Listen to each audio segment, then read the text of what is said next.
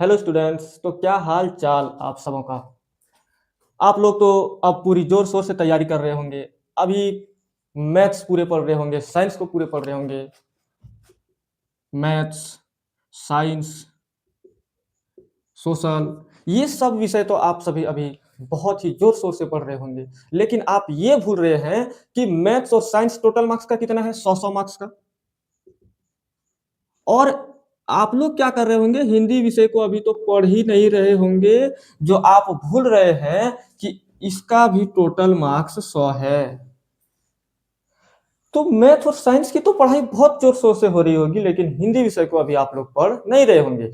आप लोग सोच रहे हैं कि एग्जाम जब नजदीक आएगा तो बस गाइड वगैरह से एक दो दिन पढ़ना है, हिंदी विषय बहुत ही ठीक हो जाएंगे। लेकिन आप ये बहुत ही बड़ी गलती कर रहे हैं। हिंदी विषय को भी उतना ही वैल्यू देना है। मैथ और साइंस को जितना वैल्यू देते हैं उतना ही वैल्यू हिंदी विषय को भी देना है। क्योंकि मैथ्स और साइंस में टोटल मार्क्स 100 है, तो हिंदी विषय का भी तो टोटल मार्क्स 100 है। हिंदी विषय का मार्क्स का वैल्यू जितना, मैथ और साइंस का मार्क्स का वैल्यू जितना है उतना वैल्यू तो हिंदी मार्क्स का भी है। वहां ये नहीं देखे जाएंगे कि मैथ्स में कितना लाए, साइंस में कितना लाए। वहां टोटल मार्क्स देखा जाता है, 300 लाया, 400 लाया है। 500 में 300, 400, 450 जितना भी लाए हैं, तो टोटल मार्क्स काउंट करके लिखा जाता है। आप मैथ्स में 100 में 100 ले आए, साइंस में 99, 100 में 100 ले आए, हिंदी में 20 लाए, 25 लाए, फेल हो गए तो क्या फायदा। इसीलिए हम लोगों को तैयारी इस प्रकार से करना है ताकि कोई भी विषय छूटे ना। इसीलिए आज हम आप लोगों को यह बताने वाले हैं कि हिंदी विषय का सिलेबस पूरा क्या है। बच्चा सबको यही नहीं पता होता है कि हिंदी विषय में पढ़ना क्या क्या है। हिंदी विषय बस पढ़ लो हर जगह बोला जाता है, लेकिन पढ़ना क्या है बच्चा सबको ये पता नहीं होता है, जिसके कारण से उसकी तैयारी भली भांति सही पूर्वक नहीं हो पाता है। तो हिंदी विषय में टोटल हम लोगों को क्या क्या पढ़ना है, इसके बारे में हम लोग चर्चा करते हैं। सबसे पहला हिंदी विषय में तो ये देखना है कि खंड ये में प्रश्न कहां से आते हैं, क्या क्या आते हैं। तो सबसे पहला हम लोग को पढ़ना है हिंदी में अपठित गद्यांश।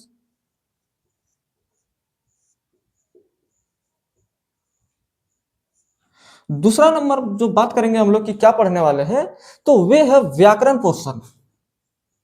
व्याकरण पढ़ना है। अभी हम आप लोगों को बताएंगे कि व्याकरण में क्या क्या पढ़ना है, अपठित गद्यांश क्या है, इन सबों के बारे में अभी हम लोग चर्चा करेंगे। तीसरा नंबर में जो हम लोग को पढ़ना होगा, तीसरा नंबर में जो प्रश्न आते हैं वो कहां से आते हैं, रचनात्मक रचनात्मक लेखन से। और चौथा नंबर में जो प्रश्न आते हैं वे हमारे हिंदी किताब से आते हैं, जो 10वीं में जो आप लोगों को किताब मिला होगा उनसे प्रश्न आते हैं। दो किताब मिला होगा, कितनी किताब, दो किताब मिला होगा। तो यही चारों पोर्शन पढ़ के हम लोगों का टारगेट रहेगा कि 100 में 100 मार्क्स लाना है। 100 में 100 मार्क्स लाना है, जिनमें से स्कूल के द्वारा 20 मार्क्स प्रैक्टिकल के माध्यम से मिलता है। टोटल एग्जाम कितने मार्क्स का होता है, हिंदी का कितने मार्क्स की होती है, 80 मार्क्स की। टोटल हिंदी विषय में एग्जाम कितनी मार्क्स की होती है, तो 80 मार्क्स की होती है। 20 मार्क्स आप लोगों को स्कूल के माध्यम से मिलता है। तो ये चारों में हम लोगों को किस प्रकार कमांड बनाना है, किस प्रकार पढ़ना है, इनके बारे में अभी हम लोग चर्चा करेंगे। तो एक एक करके हम लोग चर्चा करते हैं कि इनमें से किस प्रकार से प्रश्न आएंगे, व्याकरण से कहां कहां से प्रश्न आएंगे, रचनात्मक लेखन क्या है, किताब से कितने मार्क्स के क्वेश्चन आएंगे। ये सारी बातें आज हम लोग जानेंगे, तो आप लोग वीडियो पे बने रहें। अब हम लोग बात करते हैं एक एक करके कि अपठित गद्यांश से कितने मार्क्स के प्रश्न बनते हैं। अपठित गद्यांश क्या है और अपठित गद्यांश से टोटल कितने मार्क्स के प्रश्न बनते हैं। अपठित गद्यांश वे गद्यांश है जो आपने पहले कभी पढ़ा हो भी सकता है या नहीं भी पढ़ा हो सकता है। हिंदी से थोड़ा पैराग्राफ देगा लिख करके और उनसे प्रश्न बनेगा, 4 गो 5 गो 6 गो इस प्रकार से प्रश्न बनेंगे और इन्हीं प्रश्नों का उत्तर आपको देना है। तो हिंदी को पढ़ के आप उन प्रश्नों का उत्तर आसानी से दे सकते हैं, बशर्ते थोड़ा बहुत प्रैक्टिस करना ही होगा। तो अपठित गद्यांश से टोटल कितने मार्क्स के प्रश्न पूछे जाते हैं, 10 मार्क्स के। कितने मार्क्स के, 10 मार्क्स के प्रश्न पूछे जाते हैं। तो अपठित गद्यांश का 10 मार्क्स हो गया। अब हम लोग देखते हैं दूसरा पोर्शन व्याकरण। व्याकरण से कितने मार्क्स के प्रश्न बनते हैं?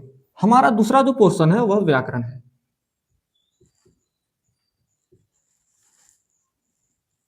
दूसरा पोर्शन क्या है? व्याकरण। व्याकरण से टोटल मार्क्स 15 मार्क्स के प्रश्न आते हैं। कितने मार्क्स के? 15 मार्क्स के। अब ये व्याकरण में हम लोगों को पढ़ना क्या क्या है, इनके बारे में चर्चा करते हैं। क्या पूरा व्याकरण पढ़ना है? नहीं, पूरा व्याकरण नहीं पढ़ना है। व्याकरण से हमें वही सारे टॉपिक पढ़ने हैं जिनसे कि हमारे प्रश्न बनते हैं। तो सबसे पहला जो व्याकरण से प्रश्न बनता है, क्रिया से। क्रिया को पढ़ना है। क्रिया क्या है? वाक्य, वाच्य, समास, संधि विच्छेद और अगला अलंकार। ये 6 पोर्शन है जिनसे कि व्याकरण से प्रश्न बनते हैं और इन्हीं 6 पोर्शन से टोटल मार्क्स 15 मार्क्स का प्रश्न बनता है। तो व्याकरण से कहां कहां से प्रश्न आएंगे? क्रिया से, वाक्य से, वाच्य से, समास से, संधि विच्छेद और अलंकार से। इनसे टोटल 15 मार्क्स का प्रश्न पूछा जाता है। तो 10 मार्क्स यहां हो गया और 15 मार्क्स यहां से। उसके बाद हम लोग देखते हैं तीसरा, रचनात्मक लेखन से कितने मार्क्स का प्रश्न पूछा जाता है। तीसरा जो हम लोगों का है रचनात्मक लेखन। रचनात्मक लेखन। रचनात्मक लेखन से टोटल 10 मार्क्स का प्रश्न बनते हैं।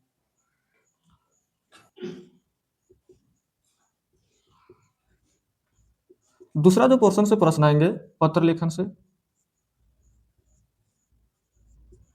और तीसरा जो प्रश्न आएंगे यहां से विज्ञापन लेखन से प्रश्न आएंगे। तो रचनात्मक लेखन का मतलब यह हुआ कि जैसे निबंध क्वेश्चन हो गया, किसी पे निबंध पूछा जा सकता है, पत्र से क्वेश्चन पूछा जाता है पत्र लिखने के लिए। उसके बाद विज्ञापन लिखने के लिए प्रश्न पूछा जाता है। तो इन तीनों को मिला के ये अथवा में आता है। पत्र लेखन और विज्ञापन ये दोनों अथवा में आता है। जो भी लिखना है एक लिखना होता है और एक निबंध पूछा जाता है।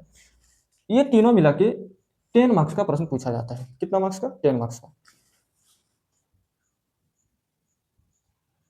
उसके बाद हम लोग चौथा जो चलते हैं, किताब से कितने मार्क्स का प्रश्न बनते हैं, यानी किताब के अलावे हम लोगों को कितना मार्क्स का प्रश्न आ रहा है? 10, 10, 20 और 15, 35 मार्क्स। ठीक है। उसके बाद टोटल कितना मार्क्स का एग्जाम होता है? 80 मार्क्स का। 80 में 35 घटा देंगे तो कितना बचेगा? 45। तो टोटल बुक से जो प्रश्न आते हैं वो 45 मार्क्स का आता है। टोटल बुक से 45 मार्क्स का प्रश्न आता है और टोटल 80 मार्क्स का एग्जाम होता है। ठीक है। अब हम लोग चलते हैं कि बुक से कौन कौन बुक है, उनसे कितना प्रश्न बनते हैं, इनके बारे में चर्चा करते हैं।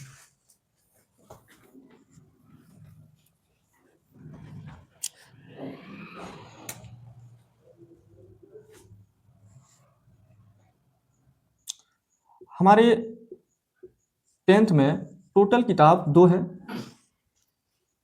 एक क्षितिज और ये कृतिका।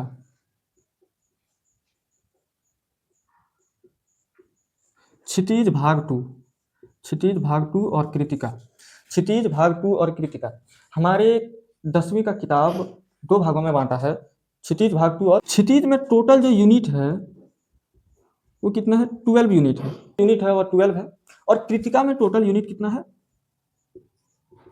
3 यूनिट है। क्षितिज क्षितिज में क्षितिज बुक को टोटल 2 भागों में बांटा है। एक काव्य खंड और एक गद्य खंड।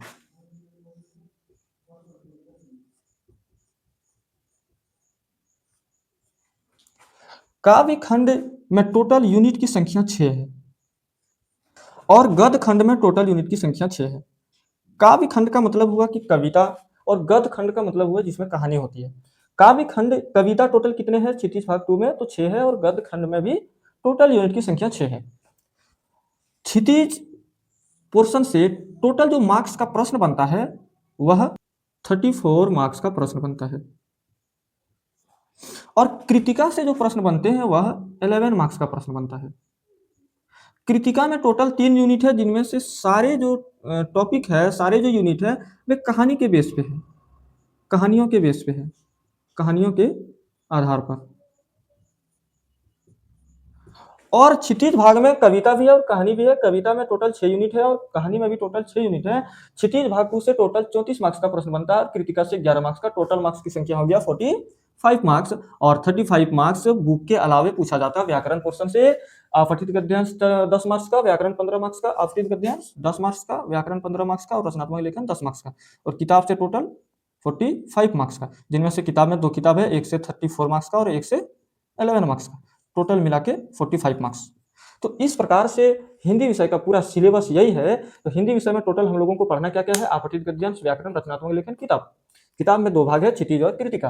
व्याकरण में क्या क्या पढ़ना है ये पोर्शन आप लोगों को मैंने बता दिया है। तो इस प्रकार से पूरा हिंदी सिलेबस को हम लोग जान लिए और हिंदी सिलेबस में इसी प्रकार से तैयारी करना है। थैंक यू, धन्यवाद।